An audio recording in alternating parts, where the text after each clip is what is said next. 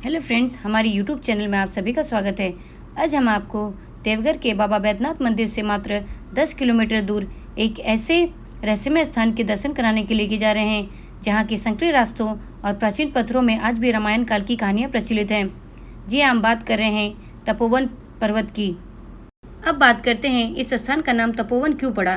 प्राचीन काल में यह स्थान नागा साधुओं और कई महान संतों के लिए ध्यान लगाने का मुख्य केंद्र था। माना जाता है कि रामायण के रचयिता महर्षि वाल्मीकि ने भी इसी स्थान पर कठोर तपस्या की थी और पौराणिक कथाओं के अनुसार राक्षस राज रावण ने भी भगवान शिव को प्रसन्न करने के लिए यह तपस्या की थी। श्री बालनंद ब्रह्मचारी जैसे सिद्ध संतों ने भी यहाँ की गुफाओं में तपस्या करके सिद्धि प्राप्त की थी। सरल शब्दों में सदियों से यहाँ होने वाली तपस्या और साधना के कारण ही इस पूरे क्षेत्र को तपोवन के नाम से जाना जाता है। तपोवन की चढ़ाई नीचे से ऊपर तक एक रोमांचक सफर की तरह है। यहाँ का रास्ता सीढ़ियों के पत्थरों के बीच से होकर गुजरता है। जैसे ही आप नीचे पहुँचेंगे आपको प्रसाद और फूलों की छोटी छोटी दुकानें मिलेंगी। चढ़ाई शुरू करने से पहले सबसे नीचे सीता कुंड है। यहाँ एक छोटा सा जलकुंड है। मान्यता है कि माता सीता यहाँ स्नान करती थी। श्रद्धालु यहाँ माथा टेककर यात्रा की शुरुआत करते हैं। ऊपर जाने के लिए पक्की सीढ़ियाँ बनी हुई हैं। रास्ते में आपको एक विशाल पत्थर दिखेगा जिसमें बीच से दरार है। कहा जाता है कि हनुमान जी ने रावण की तपस्या भंग करने के लिए इसे तोड़ा था। इस दरार के अंदर ध्यान से देखने पर हनुमान जी की आकृति जैसी छवि दिखती है। चढ़ाई के दौरान ही आपको प्रसिद्ध गुफाएं मिलेंगी। ये गुफाएं इतनी संकरी हैं कि आपको पेट के बल रेंगकर या बहुत झुककर अंदर जाना पड़ता है। तपोवन में घूमने और देखने के लिए कई दिलचस्प और आध्यात्मिक स्थान हैं, जैसे कि तपोनाथ महादेव मंदिर। यहाँ भगवान शिव को समर्पित एक प्राचीन मंदिर है जो इस पहाड़ी का मुख्य केंद्र है।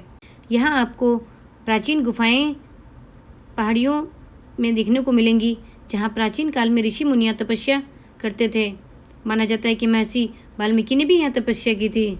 यहाँ का मुख्य आकर्षण हनुमान जी की आकृति वाली एक दरार है जो एक विशाल पत्थर है जिसमें एक प्राकृतिक दरार है। कहा जाता है कि इस दरार की अंदरूनी सतह पर भगवान हनुमान की आकृति देखी जा सकती है। पहाड़ी के दक्षिण पूर्व कोने में 2 प्रकार के पवित्र जलकुंड देखे जा सकते हैं, शूलकुंड और शिवकुंड। पहाड़ी की चोटी तक पहुंचने के लिए लगभग 30 मिनट की आसान चढ़ाई या सीढ़ियों का रास्ता है। पहाड़ी के ऊपर से देवघर और आसपास के हरे भरे नज़ारे बहुत सुंदर दिखते हैं जो फोटोग्राफी के लिए बेहतरीन है। गुफाओं के अंदर के संकरे रास्तों से गुजरना पर्यटकों के लिए एक रोमांचक अनुभव होता है। पूरी जगह को अच्छे से देखने में करीब 3 से 4 घंटे का समय लगता है। यहाँ बच्चों के साथ जाना भी सुरक्षित है और प्रवेश बिल्कुल निःशुल्क है। यदि बात करें यहाँ यात्रा करने की तो अक्टूबर से अप्रैल के बीच का समय सबसे सुखद होता है। गर्मियों में यहाँ की गुफाएं काफ़ी गर्म हो सकती हैं। अब बात करते हैं कि इस स्थान पर कैसे पहुँचें। तपोवन पहुँचने के लिए देवघर मुख्य शहर से कई साधन उपलब्ध हैं। आप अपनी सुविधा और बजट के अनुसार कुछ भी चुन सकते हैं। टावर चौक या बैद्यनाथ धाम स्टेशन से आप शेयरिंग ऑटो ले सकते हैं। इसका प्रति व्यक्ति किराया 40 से 50 रुपये के बीच होता है।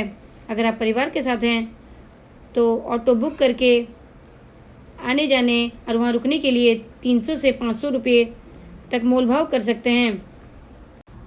अगर आप आरामदायक सफ़र चाहते हैं तो देवघर से प्राइवेट टैक्सी या ओला बुक कर सकते हैं। यह उन लोगों के लिए भी सबसे अच्छा है जो एक ही दिन में तपोवन के साथ साथ त्रिकुट पर्वत और बासुकीनाथ भी घूमना चाहते हैं। देवघर से तपोवन का रास्ता काफ़ी अच्छा है और आप अपनी गाड़ी से मात्र 20 से 25 मिनट में यहाँ तक पहुँच सकते हैं और आपको पार्किंग के लिए यहाँ पर्याप्त जगह भी मिल जाती है।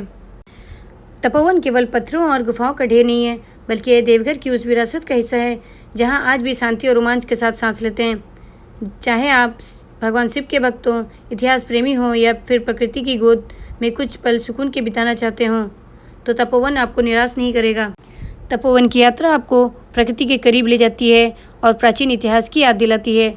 अगली बार आप जब देवघर आएँ तो इस शांत और रहस्यमय जगह पर जाना ना भूलें।